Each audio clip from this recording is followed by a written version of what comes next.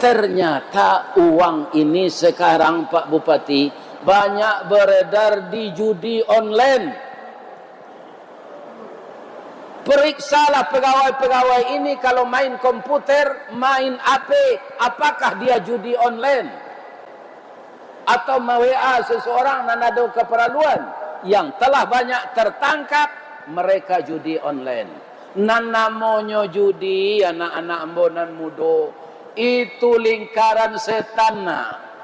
Nan manang ketagihan, nan kalah penasaran.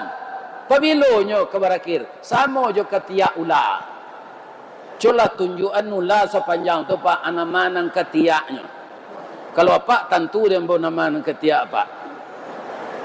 Ulah le bisa ditunjukkan ketiaknya. Asamo jo itu judi.